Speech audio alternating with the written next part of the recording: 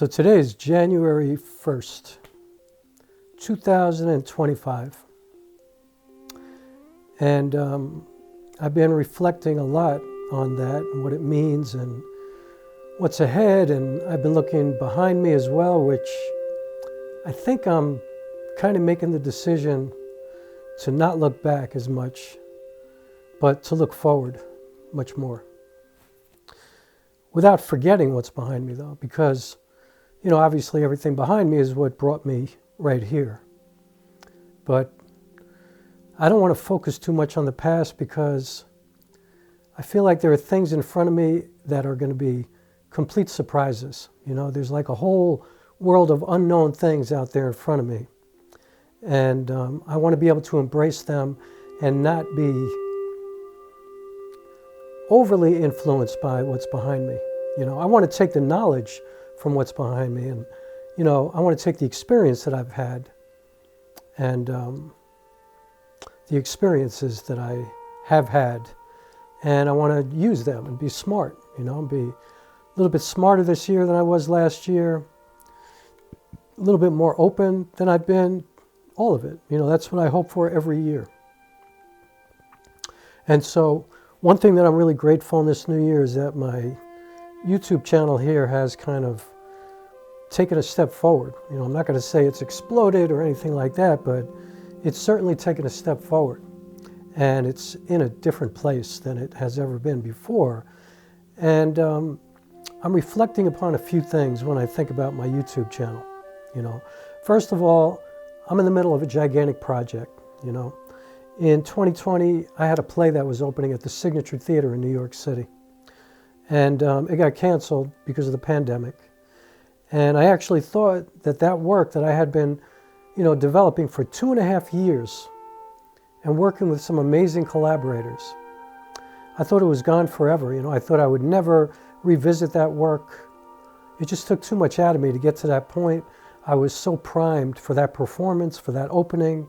And I felt terrible all around, for everybody involved, for myself.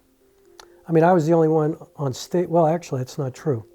I was on stage with one other person, a musician, but I'm a solo performer, so yeah, I was the only one on stage. However, I had other collaborators involved, and I felt badly for them because I had really high aspirations for that work. And so I thought it would be done. And I hadn't looked at that script since 2020, and I looked at it recently, and I've kind of created this reclamation project. You know, I'm bringing it back to life in a gigantic film that I'm working on. Very ambitious project that I know I'll be able to pull it off, but I'm just kind of gathering myself and putting all the strength that I'm going to need inside of my body, you know, physically and spiritually.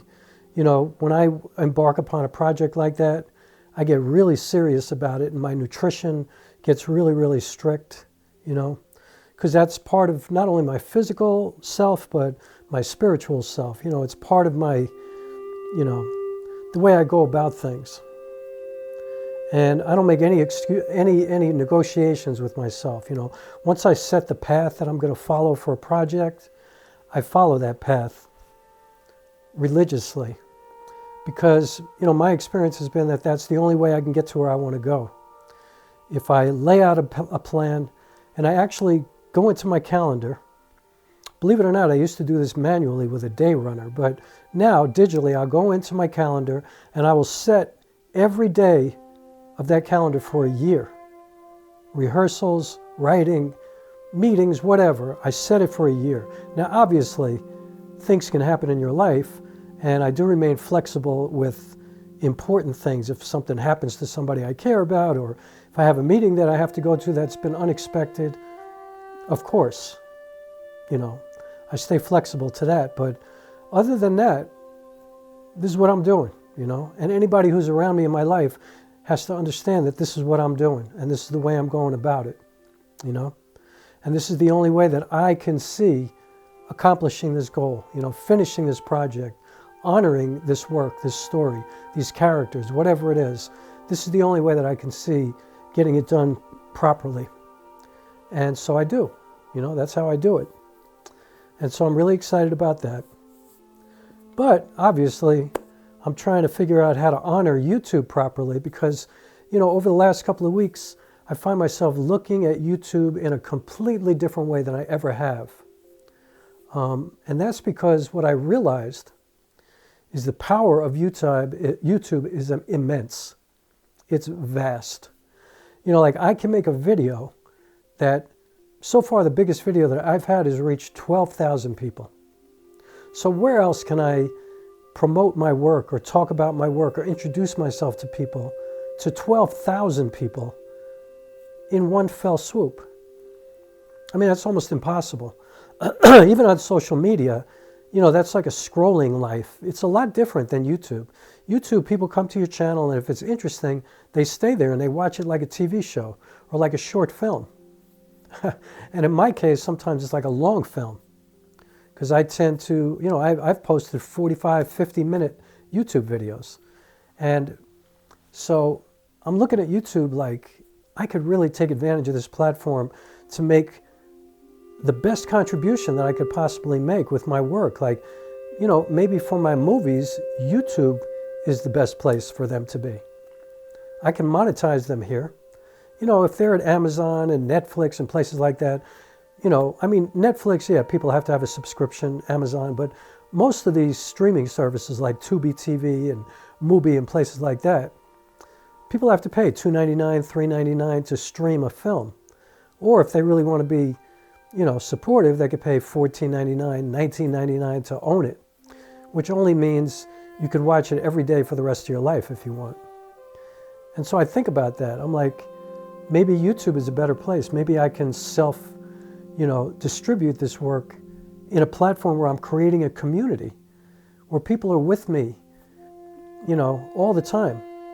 And, you know, of course, I also have my Patreon, where at Patreon, people get to actually see the process of me developing my work. Like I bring them behind the scenes and I let them see the day-to-day. And I don't do that here at YouTube. But at YouTube, I'm talking about a lot of different things, you know. And I find that to be a great honor and a great opportunity. Because, first of all, I like to talk, even though I'm very shy in the real world. And I don't really, you know, I don't really socialize with a lot of people. But for some reason, I like to do it here.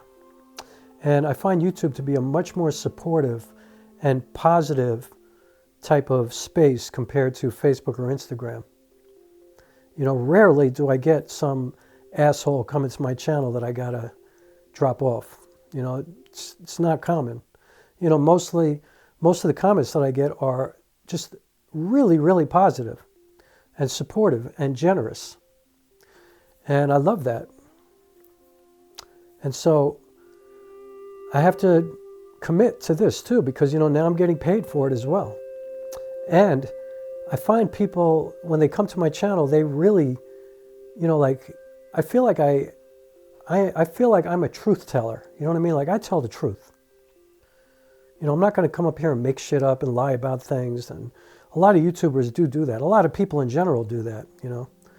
And so I feel a great responsibility, and also it's like a gift to be able to be here and have people who really engage with me, you know, and believe in what I'm talking about. And I get to have this shared experience with this audience, and we all get to grow together. You know, we all get to elevate ourselves with it, you know, talking about anything, you know. For a while I talked about monetization because that's what was on my mind, because I finally got monetized after 4.5 years. But oftentimes I talk about other things, you know. I talk about theater and film. I talk about cameras. I talk about camera gear, you know. I talk about a lot of things. And that's something that's cool too, because a lot of people feel like they have to niche down on YouTube, and I don't feel that way. You know, I have no niche. I mean, I'm a filmmaker, I'm a theater artist, I'm a performing artist. You know, I really want you to watch my movies. I have 2 feature films that are, yes, they're at Vimeo on demand, you could pay for them, but you know, if I'm being really transparent, I put them up here at YouTube too, because I know a lot of people can't pay for it. $3.99 is a lot of money for them. You know, no judgment on anybody's circumstances. And that's the other thing. When you're at YouTube, you're not just talking about people here in this country. You're talking about people who are in faraway places who might somehow find an internet connection for a few moments, and then if they run into my channel, let's say they're at an internet connection for a couple of hours and they see my movie and they're, oh my God, I want to watch that movie. I wanted it to be here for free, where somebody could see that anywhere. And also, if somebody just doesn't want to pay, that's okay too. Because now I'm in a situation where I'm getting paid for these ads, and I'm getting, I'm being handed an opportunity to figure out how to really make this make sense for me, where I could spend real time here and contribute and, try to like do my part for society, as trite and corny as that sounds, but I can figure that out. Like, I feel like I'm given a platform and I'm getting paid for it. And that means I'm being respected, and being acknowledged that there's value to what I do, and I appreciate that. So I am committed to doing the best I can here. And, not every video is going to have crazy B-roll, and I'm not going to put in the same kind of effort that I put into my movies, but sometimes I will. Sometimes I will put up a beautiful short film. But what's funny about that is that, I have found that with my work here at YouTube, sometimes people like just a simple talking head video like this, as opposed to a video with all this other work that I put into it. Because I think it's all about the message and the story. Like, if people are interested in something, they don't really care about all of that, I mean, maybe there's like a lot of filmmakers who come to my channel, so maybe they're more interested in seeing that, But then I do kind of, videos talking about technical stuff too, lenses and cameras and, the workings of a camera, and, that's of great value as well. And actually, that's of great value to anybody doing YouTube, because as I often say, whether you like it or not, you're a filmmaker if you're here on YouTube. You might not be a good one, and you might not have any aspirations to be on a set or something like that, but you are creating something that is a visual storytelling platform thing. And so you have an opportunity to learn a lot, get some more skills that you could use outside of YouTube. And I think that's a great thing. Like, why pass that up? A chance to learn, a chance to better yourself. It's like learning a new language. If somebody gave you the chance to do that for nothing, why wouldn't you take advantage of that? To better yourself. And so, like, I like to talk about stuff like this, So yeah, today is January 1st, first day of the year. People make their New Year's resolutions and talk about their hopes and their dreams for the future, and how, every year is a chance to do better. And it's like the world is our oyster. Anything could happen, Anything could show up. Anybody could show up. You'd be totally surprised. You think you got it all figured out, but you never really have it figured out. One thing I learned, and I included this in one of my plays, that just when you think you know, you don't know shit. You don't know anything. And that's how I operate in my life. Like, I operate like I know what I know, but I also know that I don't know a lot. I'm not you. I don't know what you're feeling. I don't know what you see. I don't know what you're thinking. And so one thing I know is that I must listen better all the time. I'm always working on letting people talk and listening and not cutting people off, and, just trying to be a better human being. Trying to not judge anybody. Trying to forgive. I had to get my ego out of the way this year to reclaim a couple of friendships. And I realized that even though I was incredibly hurt by some stuff, I also realized that my ego was so involved, and that, it's like my grandmother told me when I was a little kid, if you don't learn to forget, you ain't going to have any friends in your life. And in fact, the people who you love the most are going to be the ones who hurt you the most. And so you have to learn how to forgive them and let it go, and understand that people are human beings. We're all fucked up. And we all do stupid stuff, and we all act out sometimes because people have different pressures. They have different things going on in their lives, And just because somebody has a bad day doesn't mean that they're a bad person. Actually, I had a mentor, a friend, who died when he was 101 years old, but he once said to me, I got married. And, it's ironic that I'm talking about this because my marriage split up, but I'm still very close to the woman who I married. Because, you know, I'm very close to every woman I've ever been in a relationship with. Because I have never been in a relationship with somebody who I did not love. But my ex-wife, like, we were together for 17 years. And I'll never forget when I got married. We got married on this beautiful beach out in Marin County, out in San Francisco. A place called Stinson Beach.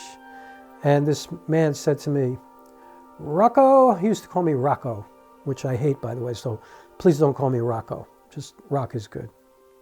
But anyway, he went, Rocco, welcome to the greatest institution ever known to humankind, marriage. And he said, I just want to tell you, Rock, you might have a bad day.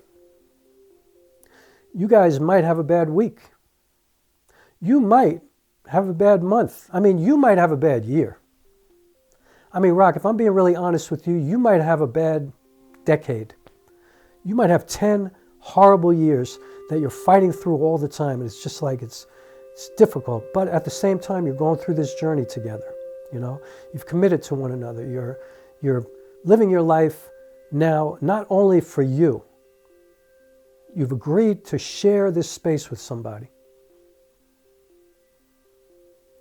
And so no matter how long you go through a bad period, no matter how bad it is, short of murder or some kind of craziness like that, if it's just the normal, annoying stuff that people go through all the time, work it out. Because it's worth it. It's the greatest thing you will ever do in your life is to work it out. And so as much as she and I didn't make it and we didn't work hard enough and I feel like we kind of gave up on one another, I'm learning as I get older to not do that with friends, you know. And sometimes it takes me a long time to get through it, you know, and sometimes I have to work my way through and my ego can be pretty stubborn. But ultimately, I figure it out. And I'm grateful that this one person in particular that I was talking about was open enough to respond to me, and we're going to get together and move from here, you know.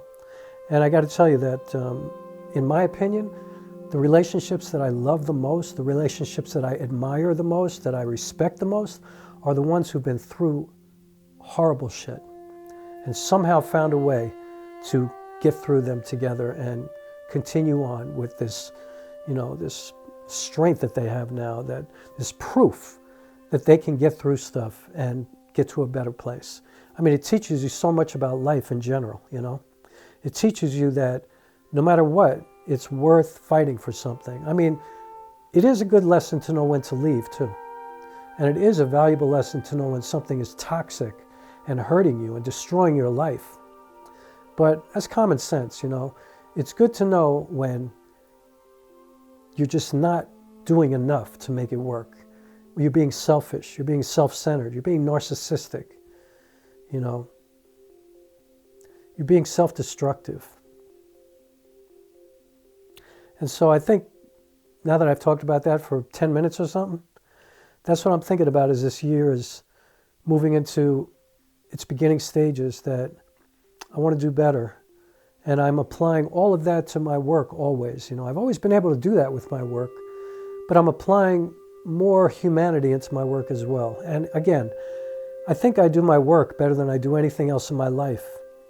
But I think if I can get my life to a higher level, if I can be a better person, if I can be more open, you know, more giving, more willing, better listener, you know, a better receiver, you know, a better team player, someone who says yes more often, you know, then I know my work is going to be even better. Because I've learned, I know how to do the work. I know how to write. I know how to memorize 2.5-hour scripts. I know how to make movies. I know how to do all of that. You know, I know how to work with collaborators. I know how to do that. But I'm still learning how to be a better person. You know, my ex-wife often says to me, "Who are you?" when she sees me watching films and doing like all this stuff that I'm doing, because I was like, I wasn't like that when we were together. You know, I was like, I don't feel like it. You know, I got work to do or whatever, or let's just stay home. And, you know, I regret that. But also, a lot of people don't let you change, you know? Like, sometimes you have to allow people to change and grow and evolve. And if you don't do that, that's not cool. Let me put it like that. So anyway, welcome to 2025. And we are about to face some enormous obstacles in this country, and I feel like all around the world. And I just want to, for a moment, send my heartfelt condolences and prayers to the people of New Orleans today, because something horrific happened there today.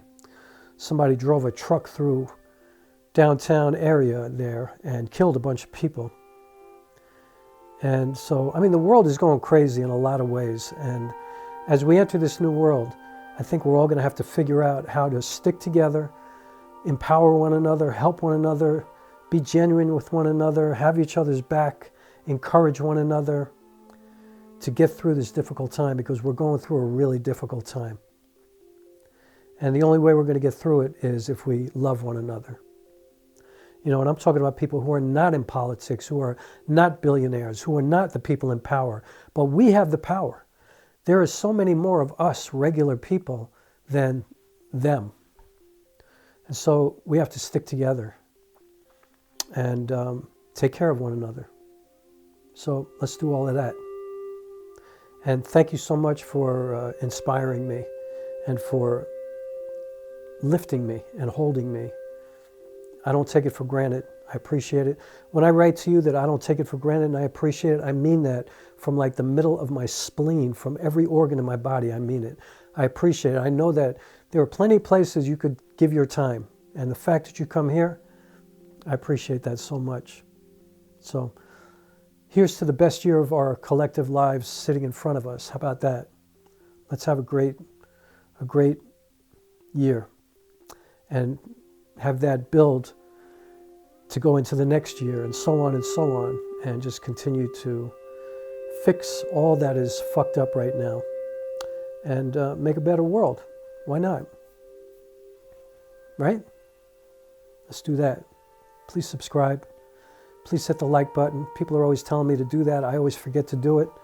So yeah, if you would do that, that would be awesome. Please consider joining my Patreon. That would be heaven on earth for me. I do a lot there that I don't do here, so check out the link in the description. Please watch my films, The Center of Distance and This Is the End for Me. They're both here. They're both at Vimeo on demand too, if you want to support me and pay $3.99 to see them. But if not, they're here. Please watch them. Watch the whole thing. 2.5 hours for one of them, 1.5 hours for the other one. Please watch them. They're Netflix worthy, they're HBO worthy. Please watch them, and please understand that you could do that if you're a filmmaker. But that's a whole nother video. So thank you. Happy New Year. Have a beautiful day. I will see you in a minute.